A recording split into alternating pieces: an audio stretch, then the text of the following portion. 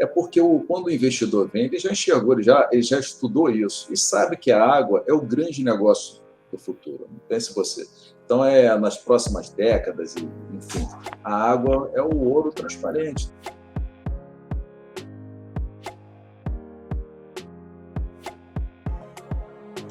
Boa tarde a todos e todas.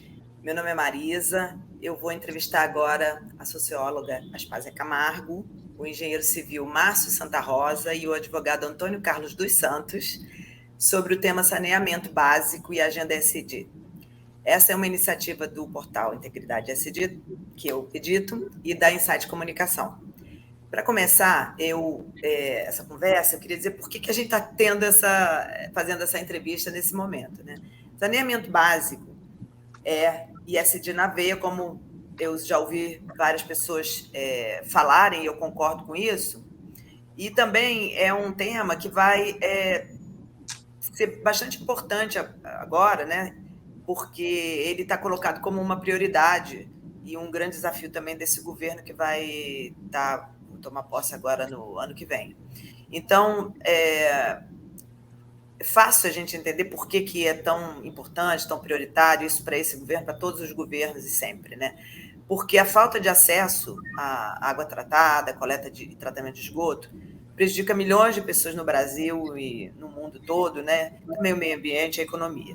Então, onde tem saneamento, tem menos mortalidade infantil, tem menos doenças como diarreia, leptospirose, cólera e outras, né?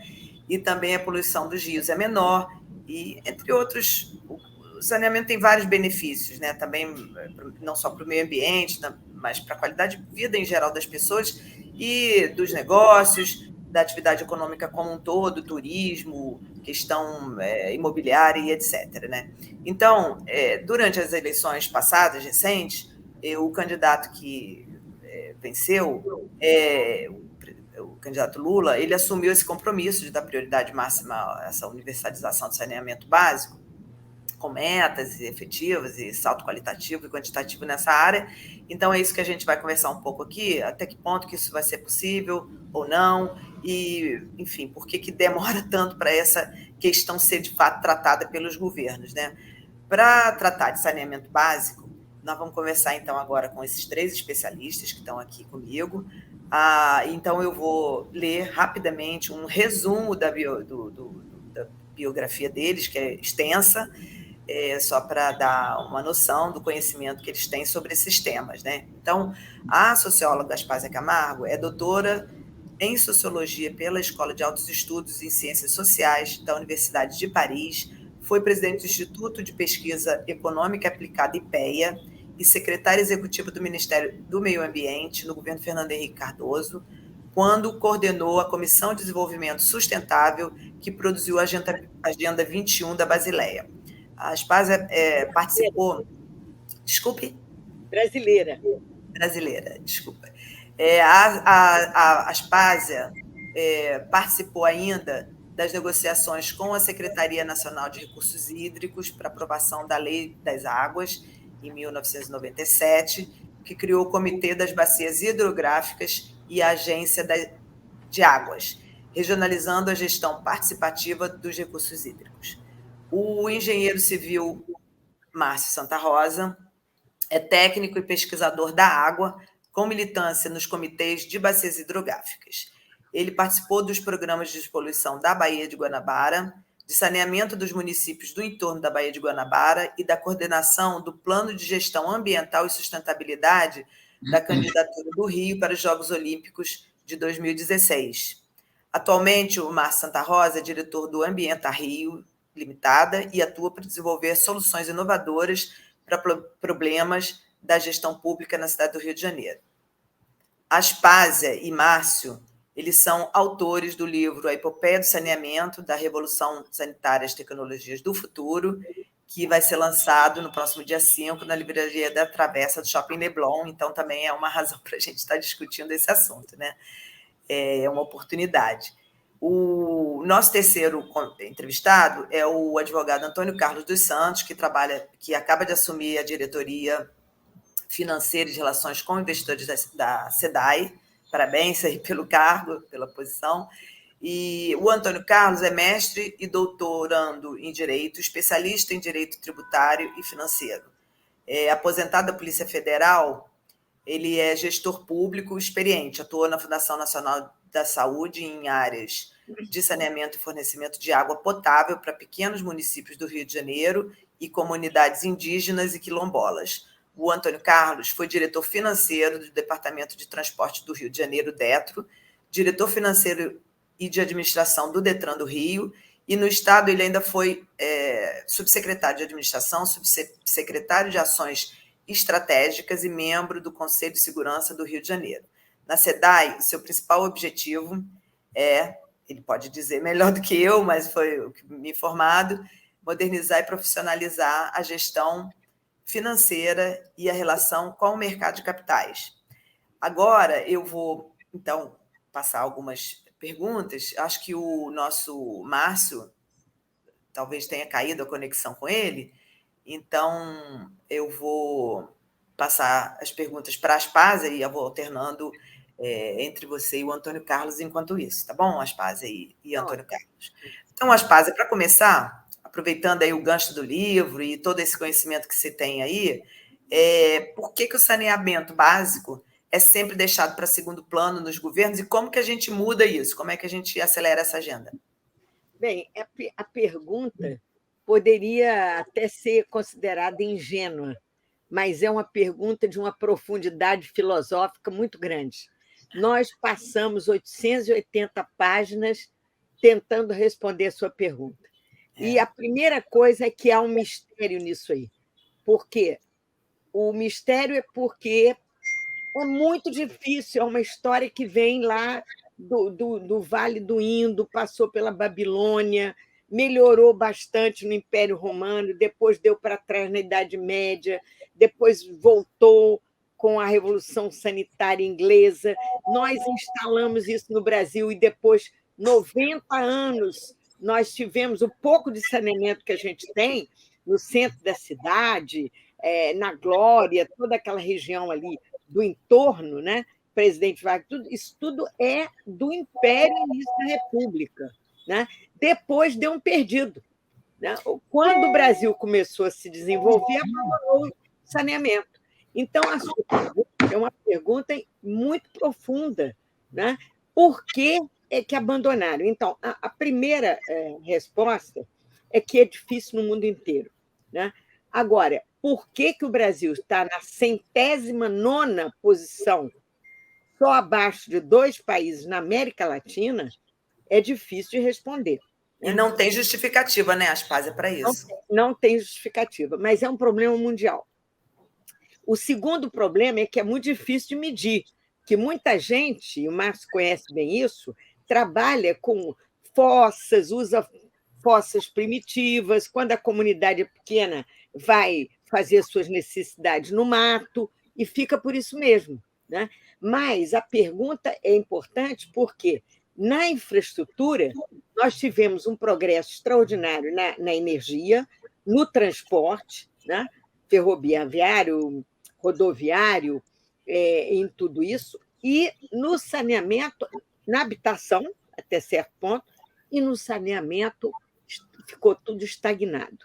Então, a resposta também é política, porque, como é caro e é uma infraestrutura subterrânea... Invisível. Né? Invisível? Que é isso, meu Deus? Deve ser algum celular.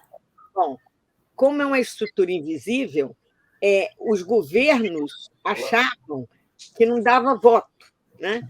Então, corre muito essa ideia de que quem gosta de buraco é tatu e que os políticos não se interessam pelo saneamento.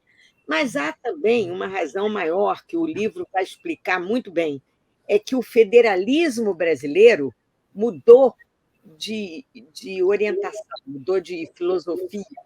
E quando nós tivemos a Constituição de 88, perdemos aquela ideia de que era o Estado que ia comandar o saneamento, que foi a visão dos militares, e baseada um pouco no federalismo americano. E aí nós inventamos um federalismo cooperativo, onde o município é mais importante do que o Estado. E aí tivemos um grande imbróglio, porque o município não tem dinheiro, o município não tem capacidade técnica e os estados estavam desempoderados e falidos. Então, acho que, em resumo, é um pouco por aí.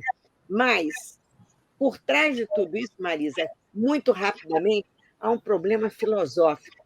O ser humano tem mania de ser Deus, homo dei, e ele não gosta de lidar com os seus excrementos. O que ele vai fazer com isso? Como resolver esse problema tão humilhante para a espécie humana, que nós precisamos, né, de privada, nós precisamos de nos livrar dos nossos resíduos? Isso é uma coisa que incomoda muito e também as pessoas gostam de esconder. A água é bom, né? E, portanto, todo mundo quer, todo mundo luta por ela. Mas o esgoto, vamos jogar no rio, vamos nos desfazer desse abacaxi para que ninguém possa ver. Uhum. Mas não... O mais curioso, vocês me ouvem? Ouvem bem? Vocês estão me ouvindo? Sim, estamos te ouvindo, sim. Tá. Estamos te ouvindo bem, Márcio. Eu estou pegando um gancho com as frases, que eu acho curioso, eu ouvindo ela falar agora que essa questão da gente querer os excrementos longe e não ser responsáveis por eles, mas de um certo tempo para cá, por causa do crescimento do costume das pessoas terem pet, né, Marisa? Isso, claro, em algumas classes, né? A proliferação de pessoas que têm cachorros, que saem todo dia nas ruas para passear, para fazer nas necessidades do cachorro, mas todo mundo se sente absolutamente à vontade para poder catar lá o cocôzinho do cachorro. Isso, é como se fosse a coisa mais natural do mundo, né? Isso é curioso. Não, mas é uma evolução, né? Como é uma evolução também a gente ter hoje tecnologia para transformar uma parte desses resíduos em energia ou em alguma coisa positiva, né? Então, acho que isso também é um avanço que a gente tem, esperando que isso realmente siga em frente, né? Tecnologias aí que permitam transformar vários tipos de resíduos, né? Inclusive... Agora, então, o que a gente pode concluir, para responder a sua pergunta, é que, afinal, caiu a ficha. Nós batemos cabeça de um lado e de outro, fizemos regulamentações incompletas e até um pouco equivocadas em algum momento, e agora parece que acertamos no ponto, né? Nós temos que ter recursos, nós temos que ter investimento, é muito caro o saneamento, essa é a razão por que também ele foi abandonado, e agora nós estamos contando que aprendemos o caminho, digamos. Maravilha. Márcio, eu queria agora, aproveitando que você voltou, falar sobre um pouquinho sobre esse Plano Nacional do Saneamento Básico que veio aí, a expectativa de que já teve alguns investimentos importantes, né, e que agora que essas metas de universalização sejam cumpridas, né? O plano traz metas para 2033, que já é bem já é atrasado desde sempre, né, Aspásia? A gente está na agenda do século passado ou retrasado, mas tudo bem, vamos lá. E é atrasado também em relação aos o ODS da ONU, que trata lá e que bota lá como meta 2030. Então, a pergunta é a seguinte, já um pouco a gente já falou isso, né? A Aspásia já começou a falar, mas como que a gente evita que esse atraso ele continue sendo assim secular, né? Que daqui a 50 anos, eu não vou estar aqui, mas, enfim, minha filha, ou outras pessoas vão estar para dizer como é que a gente acelera isso, como é que a gente evita que isso continue nesse passo, né? Sim. Bom, primeiro, corrigindo um pouquinho, Marisa, que, na verdade, planos a gente já teve, o Planas e o PlanSab, todos com ótimas intenções, com méritos incríveis, de tentar fazer essa universalização do saneamento no Brasil, tá certo? Mas nós tivemos dois marcos importantes, um em 2007, muito bem construído, mas que deixou falhas ao longo do processo, e nesses, 15 anos, né, que o 2007 aconteceu, que era a Lei 11.445, se sentiu necessidade de fazer aprimoramentos, corrigir algumas brechas, aí sim, então vem o novo marco do saneamento de 2020, né? Que ele foi uma reconstrução do caminho, teve algumas medidas provisórias aí para poder chegar até o novo marco, 844, 848, elas caducavam lá, porque aí a política não estava orientada, não estava alinhada, até que o senador Gereissati, amigo de Aspásia, muito conhecido dela e tudo, ele conseguiu fazer com que houvesse um certo consenso né, das câmaras, lá do Senado e Câmara Federal, para que se pudesse aprovar esse novo marco. Então, aí é que está a grande sacada da coisa, né? Porque nós, pela história, e a Paz já deve ter falado, eu perdi um pouquinho, mas certamente ela passou por aí, a gente está sempre com esses planos mais antigos, investindo certo recurso, na época o BNH, que era o instrumento financeiro, né, a instituição financeira que dava suporte ao Planas e depois ao Plansab, mas depois, com o tempo, sempre há problemas, né, de gestão econômica do governo, esses planos param. Nós tivemos o PAC também, do saneamento, também com muito recurso no princípio, que atendia. Enfim, aí o que acontece é que, com o tempo, a gente passou a observar tanto algumas companhias, como a Sabesp, como a Copasa, ou mesmo a Sanepar, para citar só 3, né, das que já havia participação acionária da iniciativa privada, e essas companhias sempre tiveram um rendimento, embora numa proporção muito menor do que companhias estaduais, né, companhias estatais, que sempre tiveram uma performance, né, de gestão de saneamento melhor.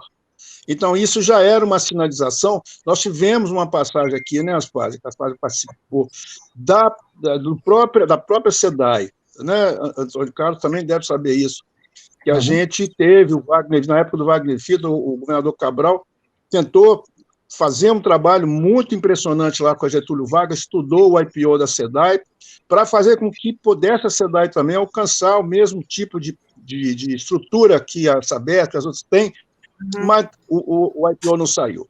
Então, a SEDAI continuou vítima de situações muito deficitárias e problemas de gestão do governo, etc. e tal, e, no final das contas, conseguimos chegar a um consenso de que a iniciativa privada deveria participar mais. O novo marco trouxe essa prerrogativa, trouxe muito mais segurança institucional, segurança financeira, e, então, as empresas, os fundos que são associados a engenheiros, né, companhias de engenharia especializadas, sentiram firmeza que poderiam realmente entrar com mais recursos, e aí a gente tem uma sequência de concessões em Alagoas, Espírito Santo, Mato Grosso do Sul, até chegar no Rio, que foi uma coisa impressionante, o ágio que as empresas pagaram para poder fazer o trabalho.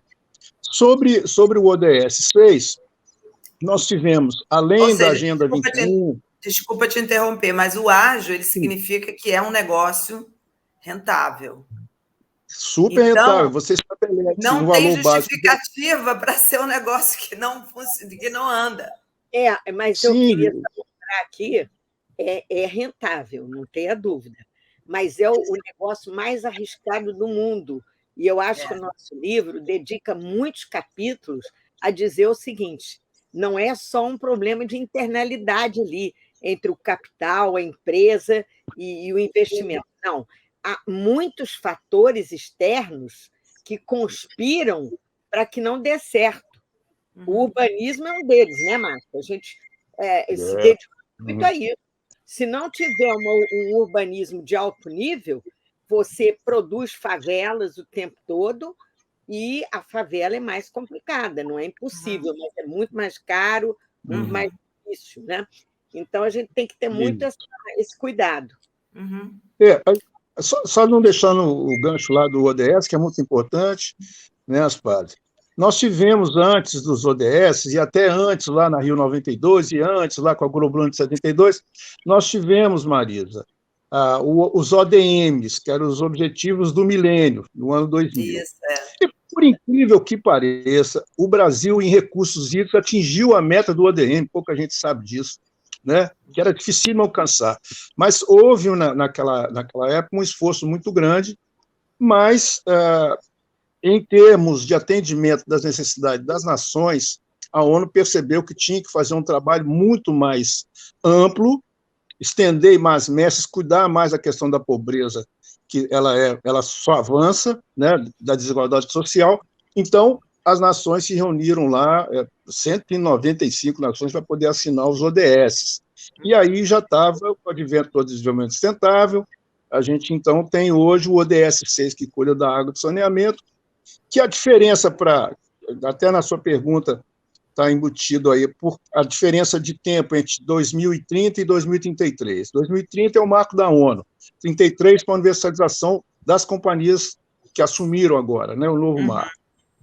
A diferença é que, de fato, o ODS 6 ele é um compromisso mundial com todas as nações. Então, houve um esforço muito grande para que cada uma das agências nacionais pudesse adaptar essas metas do ODS 6 para os parâmetros de cada país. Como é que nós trabalhamos isso, né? Nós trabalhamos através do fórum que aconteceu em Brasília, o 8º fórum foi feito em Brasília, com um resultado espetacular de participação, e, nesse sentido, então, a gente entende o Brasil com toda a desigualdade que existe de distribuição, tanto de água, norte e nordeste, das regiões brasileiras, como tenta equilibrar os investimentos também, através da ANA, que possa contemplar mais Nordeste e Norte, que são as regiões mais carentes, embora sejam as que têm mais água doce disponível, né? Ao contrário de nós, aqui do Sudeste e do Sul, que temos mais recursos, mas temos muito mais problema de gestão de água, de recursos hídricos, né? Não sei se estou respondi, mas podemos evoluir mais. Respondeu sim. Eu vou passar um pouquinho. Acho que a gente está avançando, né, no assunto. E aí eu queria também ouvir um pouquinho o Antônio Carlos, né, sabe, também sobre esse mesmo assunto. Ele está assumindo agora, então talvez não possa comentar muito sobre questões específicas da empresa, da SEDAI, né, mas se quiser, estamos aí interessados em saber. Então, nesse período agora, de 2 anos, a gente teve, enfim, uma das mudanças foi a privatização da SEDAI, né, com um investimento grande lá, que a empresa agora precisa fazer e tal. Então, olhando por esse lado aí, até empresarial e tal, o que você acha que foi de avanço aí onde mais a gente avançou e o que a gente ainda poderia melhorar nesse aspecto para outras empresas entrarem? E na própria SEDAI, assim, o que já foi feito, se você já conseguiu saber também, como é que pode... Sim. Boa noite a todos. O que a gente discutiu, logicamente, vocês são experts nesse assunto e a gente não tem nem o que discutir, mas a gente tem um pouco de experiência, né? Eu que vim lá de trás, passei pela FUNASA, que é uma escola, ali você realmente aprende o que é saneamento básico, né? E Aspásia, quando a gente sai um pouquinho e sai um pouquinho da caixinha, né? Que eu acho que o gestor público brasileiro ele é muito apegado a questões políticas e nós temos um problema muito sério no país, que é o problema da descontinuidade, né? Isso, exatamente. Sofre. Isso acontece a todo tempo. Então, nós temos aí o marco legal do saneamento básico, que foi a 14.026 de 2020, uma lei importantíssima, né? Ela traz mudanças gigantes, né, nas características do saneamento básico no país. Ela traz uma boa perspectiva de trazer saúde para o brasileiro, para o povo brasileiro. E, Aspásia, a gente não pode pensar como somente o estado do Rio de Janeiro, onde eu estou. A gente tem que pensar como país, né? Se a gente for pensar como país, o marco, essa lei ela é tão importante, gente, né?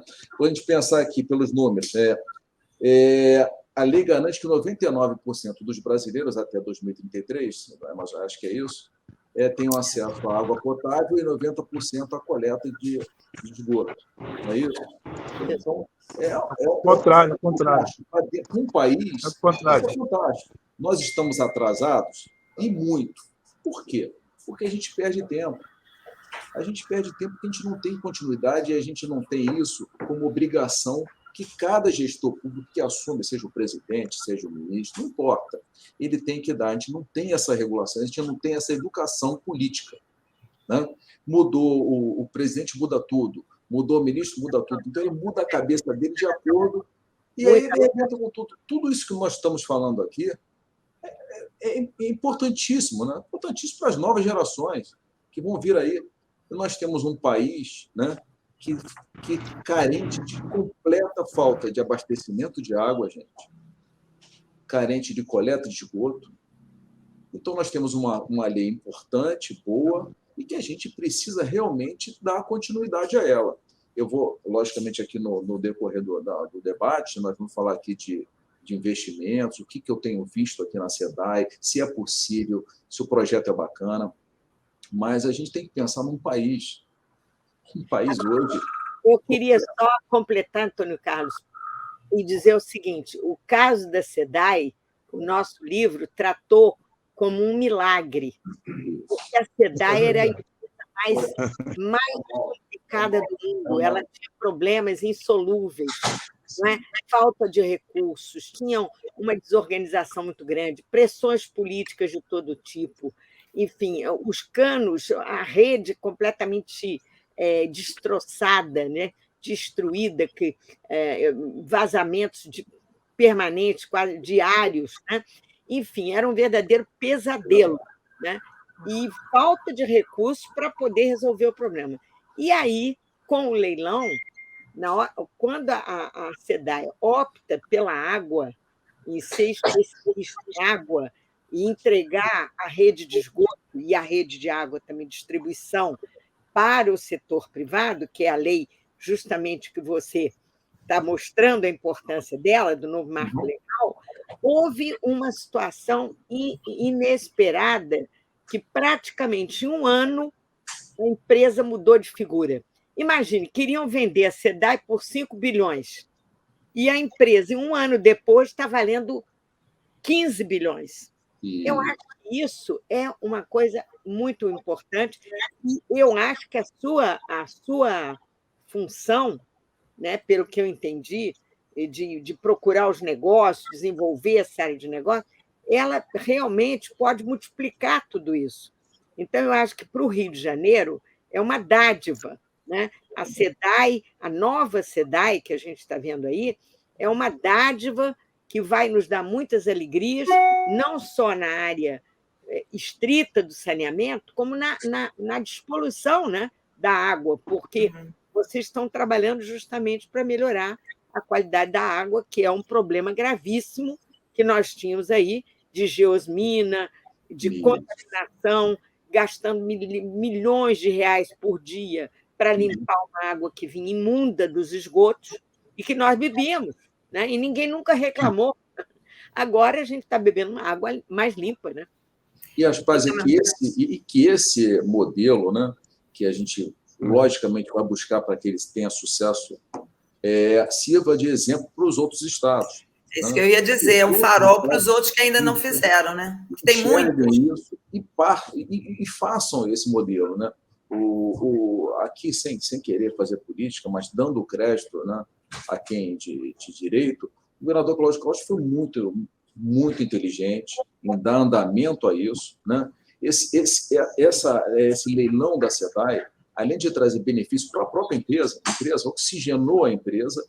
Na verdade, ela levou recursos, ela distribuiu recursos onde o Estado precisava mais, que foi no período de pandemia, distribuiu recursos aos municípios, né? Os municípios, espero que esses municípios façam um bom uso desse dinheiro, que não façam como aconteceu na época lá do petróleo, do royalties do petróleo, que gastaram dinheiro com calçadão, com bobagem, e hoje municípios paupérrimos hoje, que poucos anos atrás eram riquíssimos, e que os gestores públicos saibam utilizar esse dinheiro que a SEDAI distribuiu por todo o Estado, né? Então, a gente precisa que eles tenham consciência disso, né? Agora, que o leilão da SEDAI sirva de exemplo para todos os estados. E a gente acredita que eles vão seguir, porque esse modelo é um modelo que tem tudo para dar certo. A gente está aqui dentro da diretoria, é uma diretriz do governador Cláudio Castro, que a gente siga nisso, que traga novos negócios aqui para a SEDAI, que a SEDAI seja sempre lucrativa, buscando sempre o lucro, uma empresa profissional. Hoje eu trouxe de fora o professor da UF, que está participando comigo aqui no novo modelo, sem gestão, sem interferência política, são pessoas técnicas, que estão aqui sentadas comigo participando, e que estão buscando soluções, junto com as universidades, com as escolas técnicas. A gente vai buscar soluções dentro do nosso modelo.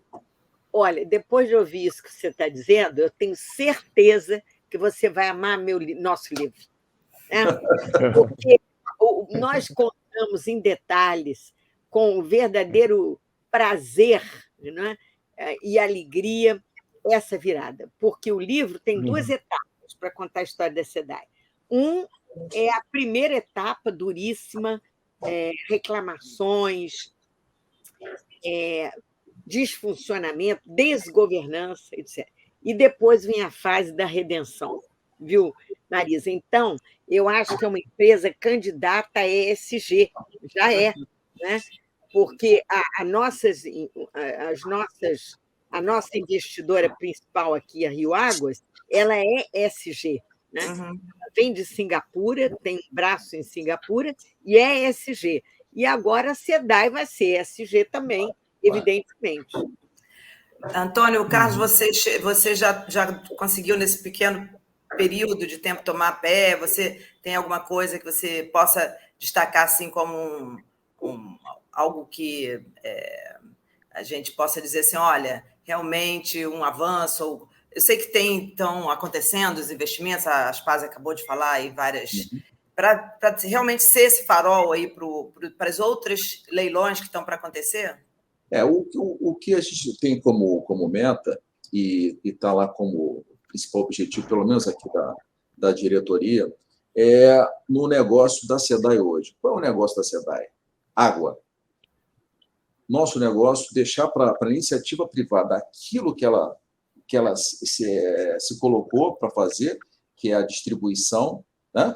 E a nossa é a água, é a entrega da água, a venda da água. Com isso, a gente pretende profissionalizar ainda mais nossos técnicos, que a SEDAI tem excelentes técnicos aqui, engenheiros capacitados demais.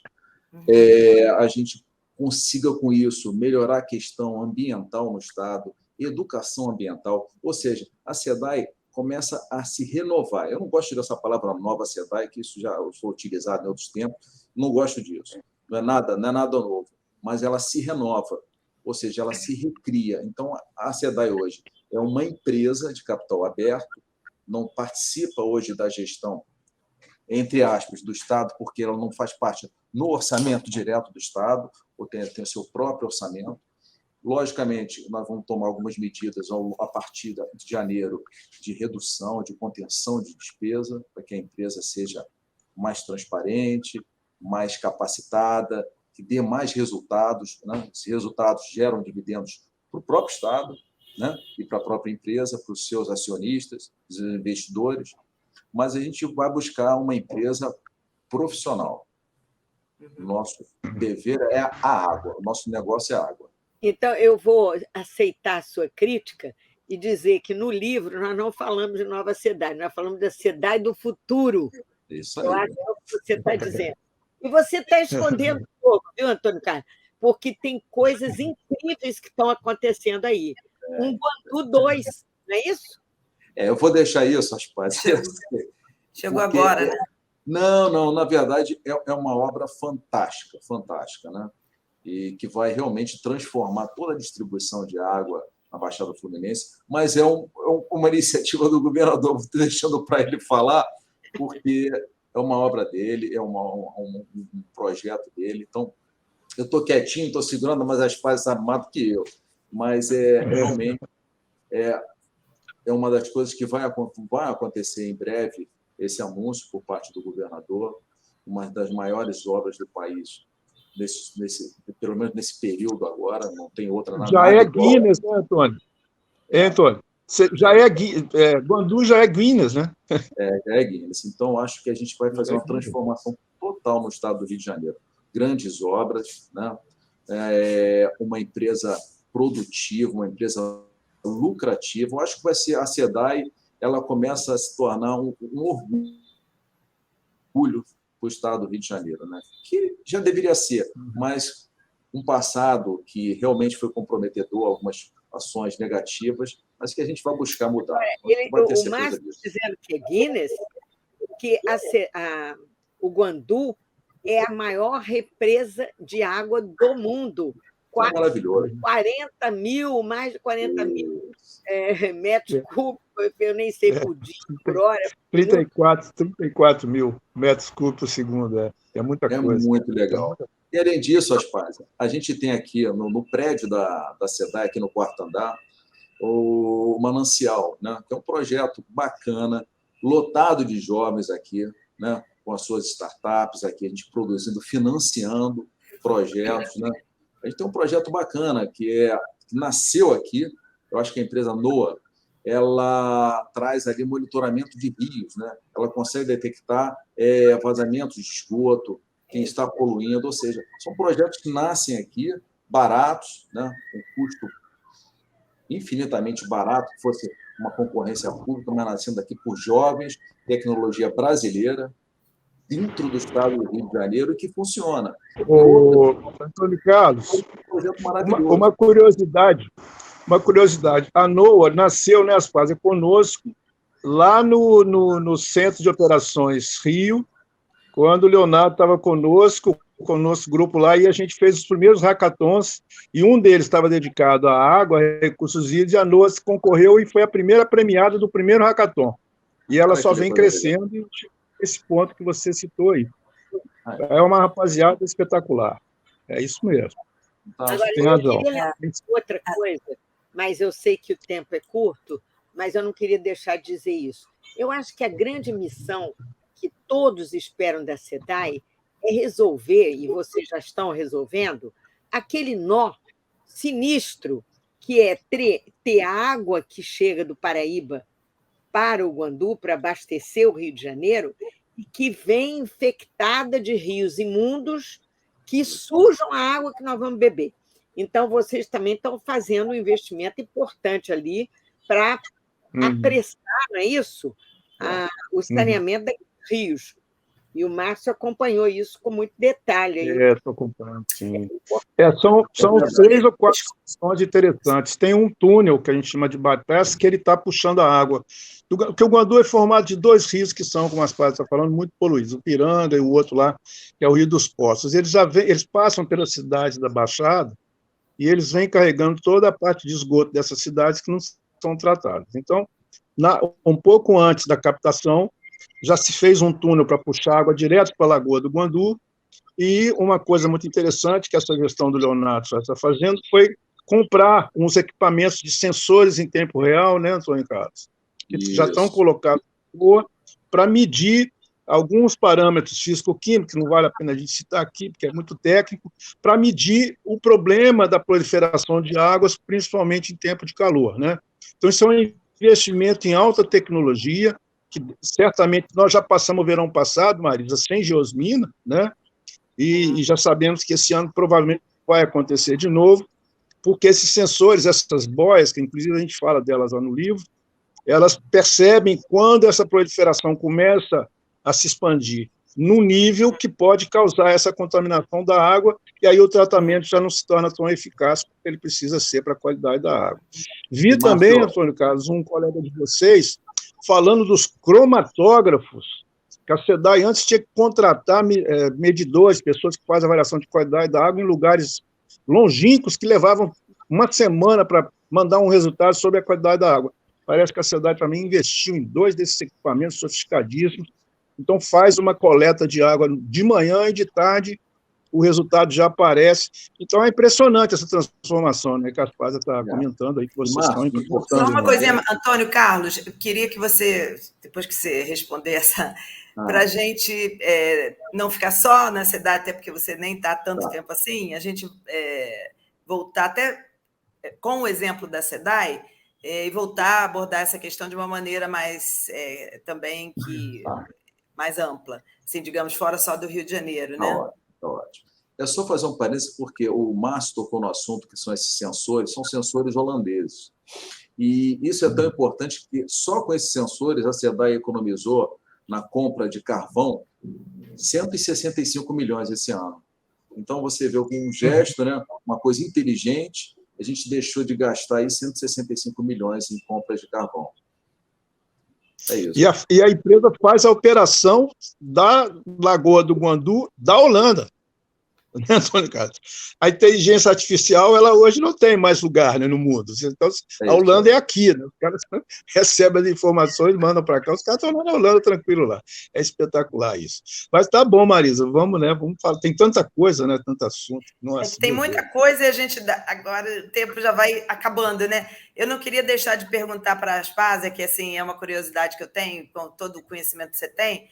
que se você fosse hoje, porque a gente está aí no meio de uma transição e o governo para entrar daqui a pouco, se você pudesse chegar lá com uma proposta assim boa para nessa área de saneamento, qual seria a sua proposta?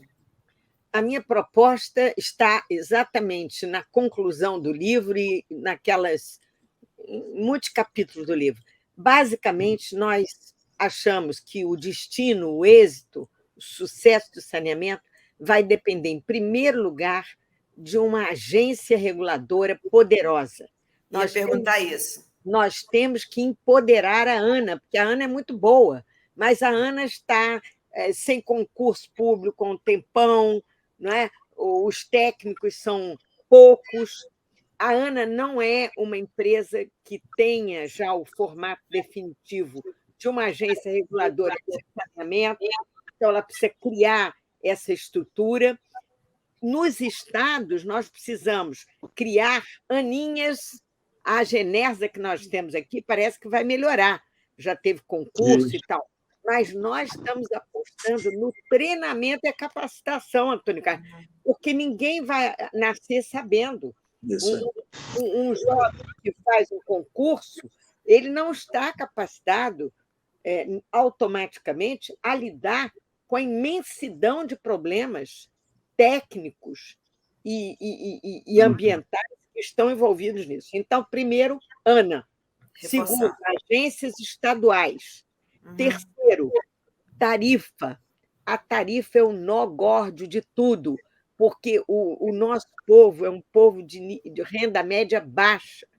Então, na hora que você bota a conta a conta da água e, sobretudo, do saneamento, alcance de todos, as pessoas não querem pagar.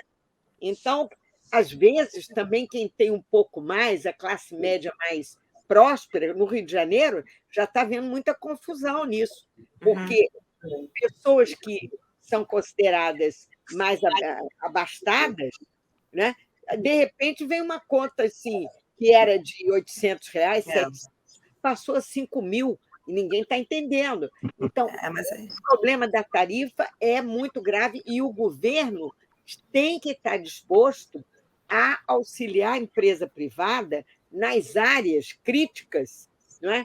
Em grandes favelas e tudo isso, como você pega a Rocinha, etc. Você fazer saneamento na Rocinha não é brincadeira. O dinheiro que está reservado para investir em favela foi subestimado. Nós temos milhões que não vão dar. Então, precisa olhar isso com carinho também. Você está falando de tarifa, mas essa questão das contas super enormes tem a ver com o problema de medidor, tem a ver com também as pessoas não economizam. Então, são várias questões, né? Eu ia perguntar para o Márcio... Mas eu queria dizer mais uma coisinha rápida, importante. Eu vou tocar aqui agora no ponto mais nevrálgico e delicado da questão.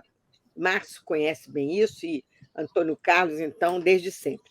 O problema é que há uma corrente mais, digamos, socialista, mais humanitária, etc., que acha que tem preconceito com outras empresas.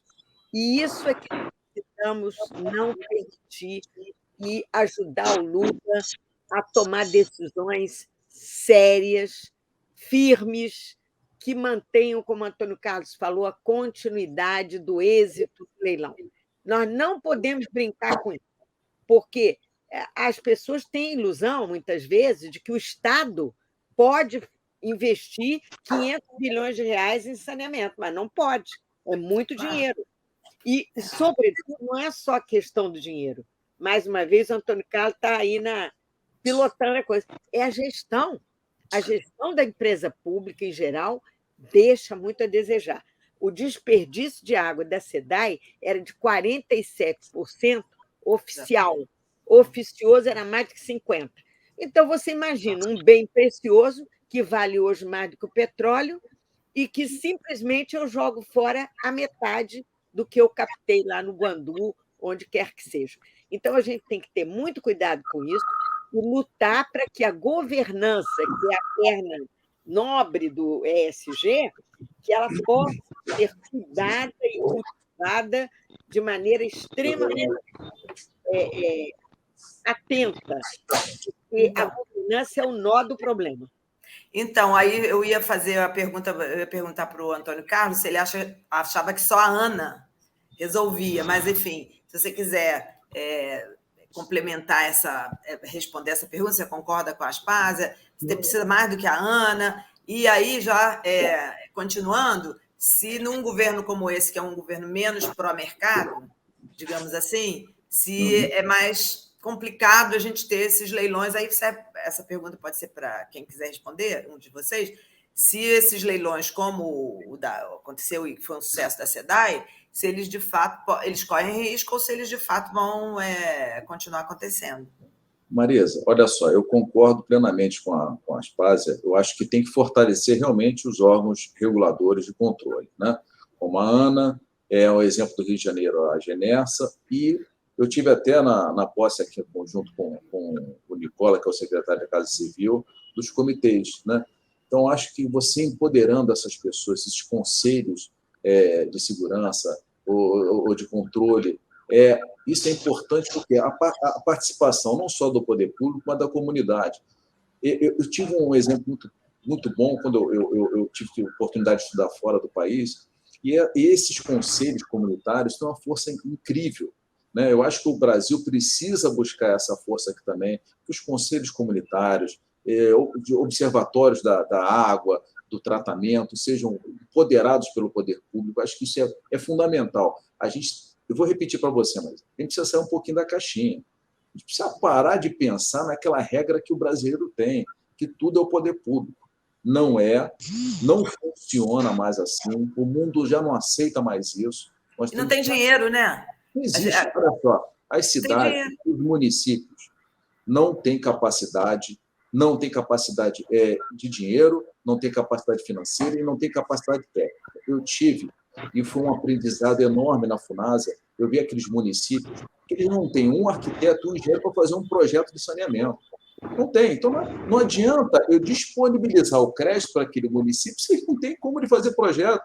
Aliás, o dinheiro está ali, Antônio, só um minutinho, você sabe que um dos estamentos, uma das bases de informação mais sérias que a gente utilizou, e a gente faz menção bastante no livro, é o Manual Básico de Saneamento da FUNASA, você sabe disso. Ele é uma maravilha, né? Você sabe que, assim, e a FUNASA que trata de municípios com menos de 50 mil habitantes, né? Mas a gente não tem um manual assim, em geral, em relação ao saneamento. Então, o nosso livro tem um pouco dessa proposta também, porque ele conta a história. O livro tem um capítulo dedicado a contar a história da engenharia operacional de tratamento, com todos os detalhes, e muito dessa informação veio do trabalho que vocês fizeram na FUNASA. E, Marisa, saiba disso. Só para eu concluir, o que a gente precisa, além de sair da caixinha, é parar de pensar que a falta d'água, o esgoto a céu aberto é uma coisa normal, porque a gente começa... Não é normal. A miséria não é normal, a favela não é normal. Não pensem os outros que aquela pessoa que mora na favela lá, que vê o esgoto na porta da casa dele, que ele gosta de morar, não existe isso. A pessoa pode gostar de morar numa comunidade, mas ninguém gosta de morar na favela. As coisas são completamente diferentes. Para morar, todo mundo quer ter a sua água, todo mundo quer ter o seu esgoto tratado, coletado. Então, a gente tem que parar de achar isso normal. Então, mas a pergunta que eu fiz, ninguém respondeu. Vocês acham que num governo que é menos pró-mercado, que os leilões, como o da SEDAI, que é importante... Não vai ter esse retrocesso, Marisa. Esse retrocesso não vai acontecer. Eu quero responder. Não, nenhuma. Eu vou dizer o seguinte. Eu acho isso. Tenho absoluta certeza. Nós temos que ser vigilantes, porque nossos amigos, muitas vezes, pensam isso. Pensam que é o Estado que tem que resolver e que a empresa é uma espécie de animal, de selvagem que vai roubar da população, etc. Então, eu acho que a gente tem que sair desse patamar, porque a humanidade está entrando numa fase pós-socialista e pós-capitalista. Então, nós temos que pensar em formas formas mais engenhosas, mais inteligentes de dar ao setor privado, ao empreendedorismo, aquilo que ele faz melhor, que a sociedade, o empresário faz melhor, e deixar o governo resolvendo problemas terrivelmente complicados que ninguém pode resolver no seu próprio governo. Então, eu acho que está E na tem um hora detalhe, né, Flávio? Tem um Essas detalhe coisas. importante, olha só, né? Não pode Agora, esquecer uma coisa, aqui no Rio, olha só, deixa eu só hoje, responder, Marisa. Tem muita gente pensando que a empresa privada, a SEDAI foi privatizada, e isso é muito ruim, temos que voltar ao Estado. E eu acho que a gente tem que ter cuidado com isso. O Lula sabe muito olha, bem que é assim que tem que ser com a empresa privada, mas, infelizmente, há movimentos sociais que se enganam com isso, e a gente precisa alertar que não é o caminho que nós podemos seguir. mas então, é uma teimosia, só completando, viu, mas é uma teimosia, sabe, desnecessária. Volta a história um pouquinho aqui no Rio de Janeiro. Em 1999, um município chamado Niterói comprou uma briga e falou assim, não, pera lá, eu sou quem manda na água, pela Constituição, eu sou o município que decide. Eu, então, vou conversar com a SEDAI e eu preciso tomar conta do meu esgoto e resolver. A SEDAI, no princípio, resistiu, tal, porque toda a infraestrutura é dela, né, Antônio Carlos? Todos os canos, todas as estações elevatórias, toda a infraestrutura é da companhia. Então, tinha que ter um ajuste nisso aí. Mas a Águas do Brasil, que foi a primeira, entrou nessa concessão. Até hoje, então, de lá para cá, né, Aspar, é uma companhia que mostra que você tem quase 100% de atendimento de abastecimento de água e 96% de saneamento. Muito, de novo, no Rio de Janeiro, o prefeito Eduardo Paes sabia que a questão da P5, da P5, que é mais rural, era um lugar que ninguém queria, não, isso aí não interessa para ele, vamos tentar fazer uma concessão. Arriscaram a fazer a concessão, um consórcio, Zona Sul, Zona Oeste, assumiu lá, está indo de vento em popa, já com 12 anos já de trabalho, já dando lucro, fazendo estações pequenas naqueles bairros lá de Deodoro, complicadíssimo, Bangu. Então, já se provava que essa operação casada, seja pública ou privada, com gente competente, ela funciona. Mais ainda, Marisa, no ranking do Trata Brasil, antes de Niterói, até que a 10ª cidade, 4 ou 5 cidades são com tratamento de esgoto municipal, de cidades de São Paulo, que dão conta do recado, não são privadas, são municipais, são do governo, só que fazem bem o que tem que fazer. Então, é como as palavras estão falando, é uma questão de gestão, de competência técnica, competência operacional, competência de gestão. Não tem que ser público ou privado, é quem faz melhor, é quem consegue fazer. Agora, com as dívidas, né, Aspar, que a gente tem hoje do governo, do jeito que o governo anterior deixou, né, com tanta complicação financeira, né, Antônio Carlos? Agora, você imagina se o governo vai ter dinheiro para poder cobrir bilhões de saneamento que precisa para universalizar? Nunca vai ter isso aí, dinheiro. para finalizar a nossa conversa, que a gente já tem uma hora. Não tem dinheiro, mas não tem, como disse o Antônio Carlos, capacidade técnica. Os municípios são muito pequenininhos, então a gente tem que contar com empresas mais organizadas. Então, até para finalizar, que a gente já está estourando aqui o tempo, né? Eu ia falar exatamente isso. Quer dizer, a gente está concluindo que não tem como voltar atrás, porque essa é uma agenda muito antiga. A gente teve esse momento aí da SEDAI e outros aí, como o que o Márcio citou, e agora a gente tem outros estados do Brasil, vários, acho que 17, tem vários leilões previstos aí, em lugares que também estão precisando avançar um pouco nessa questão do saneamento, né? E é muito dinheiro, né? Então, os cálculos são enormes, de valores assim, absurdos, que a gente nem consegue entender direito, né? 500 bilhões, 1 trilhão. Então, de onde vai tirar esse dinheiro? É 510 bilhões para comercializar, né? Exato. Meio trilhão. Mas não, é porque o cálculo da KPMG é 1 trilhão. Então, assim, na verdade, tem vários cálculos, né? Mas esse dos 500 bilhões, né? Eu acho De qualquer maneira, é muito dinheiro, né, Aspásia? E aí, realmente, não tem como o Estado segurar isso sozinho. Não, agora, tem uma coisa que eu acho que é o principal na conclusão. Temos que ser vigilantes. O Antônio Carlos lembrou bem. Ontem eu estive na reunião que lançou o Comitê de Monitoramento, Conselho de Monitoramento das concessões regionalizadas. Nós estamos nos batendo muito, eu e Márcio, há muitos anos, há 30 anos que a gente se bate por esse processo participativo que o Antônio Carlos mencionou. E é aí também, sabe, Marisa, que a gente vai poder corrigir o problema, porque é um tipo de estrutura que precisa de adequações permanentes. Não é uma coisa assim como uma casa, que eu faço a casa e vou embora e o dono que se vire. Não, é um sistema complexo que tem que ter uma vigilância muito grande. Então, eu queria pedir para vocês agora, agradecer e também perguntar se vocês querem falar alguma coisa final. Para mim, tá ótimo. Acho que a gente fez aqui uma conversa bem interessante sobre isso, né? Sobre como é que a gente pode andar nisso aí, enfim. Eu queria só falar o seguinte: o nosso livro mostra como a tecnologia acompanhou o problema ao longo da humanidade. E agora nós estamos na iminência de ter uma privada do Bill Gates, né? Como a Marisa gosta, né?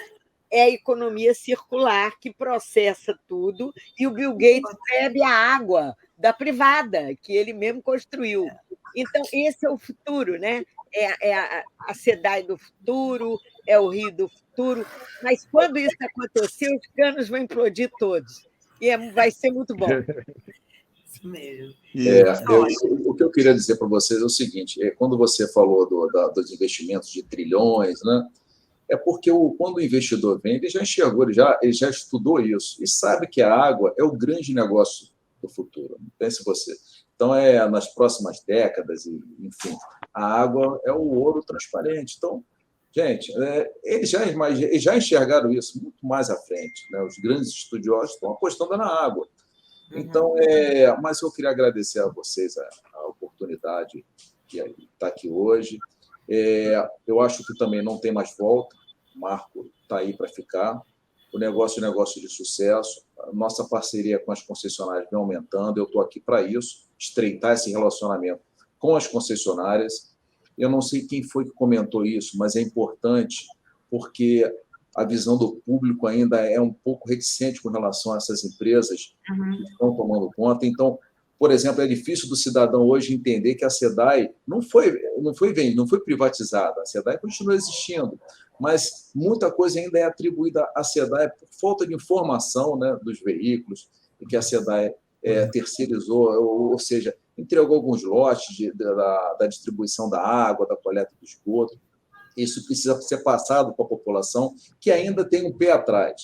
E a SEDAI é importante caminhar junto com as concessionárias, né, para que a população comece a entender, comece a aceitar aquilo ali como normal, né? Agora, é igual a luz. A gente pensar que é bom para todo mundo, que todos tenham o hidrômetro, todos tenham água tratada. Sabe por quê, gente?